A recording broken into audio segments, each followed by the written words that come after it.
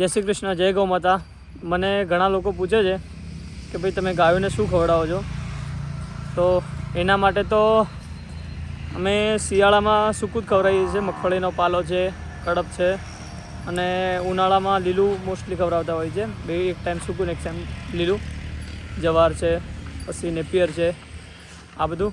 અને ગાયનું અત્યારે ઘણા કસ્ટમર એમ કહે છે કે તમારે દૂધનો ભાવ આટલો છે, કે ગાયના ગીર ગાયના દૂધનો ભાવ આટલો છે, તો એના માટે અત્યારે સામે તમે કડપના નીનો ભાવ પણ જુઓ કેટલો થઈ ગયો છે।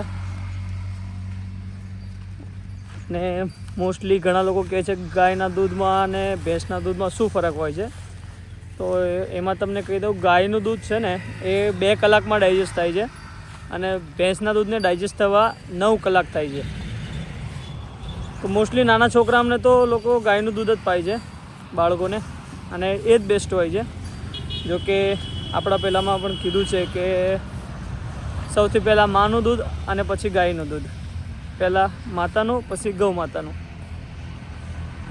એટલે સૌથી બેસ્ટ કે ઉનાળામાં ગાય માતાના દૂધની છાશ। અને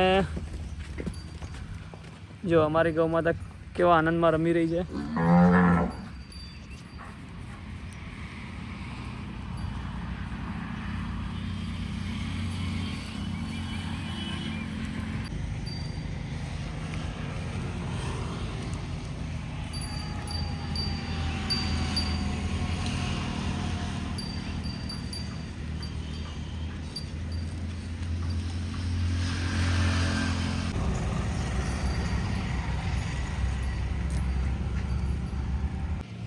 ચલો તો હવે આપણે છાશ બનાવશું। એટલે સુરતભાઈ છાશ બનાવો છો?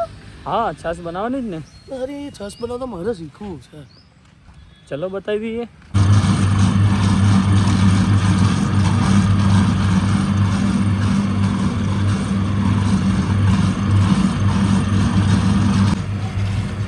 હવે માખણ રેડી થઈ જશે એટલે પછી આપણે છાશની પેકિંગ કરશું।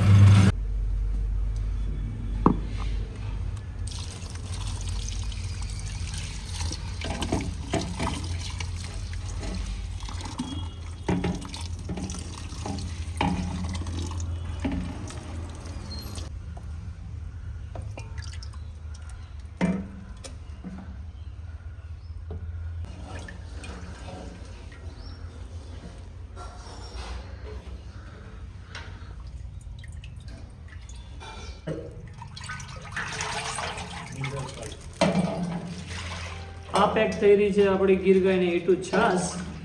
જો કે આપણે હમણાં જ તમને બતાવ્યું માખણ કાઢીને આ છાશ પેક થશે 25 રૂપિયા લીટર। જો કે એક પાણીનો બોટલ 20 રૂપિયાનો લેવા કરતાં 25 રૂપિયાની ગીર ગાયની છાશ 1 લીટર લેવી આગળ પડે, જેમાં ઘણા બધા ન્યુટ્રિયન્ટ્સ હોય છે, અને તમને ઉનાળામાં થાક પણ નથી લાગતો, છાશ પીવાથી નથી લૂ લાગતી। એટલે ઉનાળામાં સૌથી બેસ્ટ કહો તો ગીર ગાયની છાશ।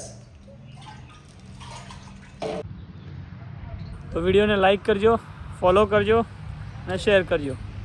જય શ્રી કૃષ્ણ।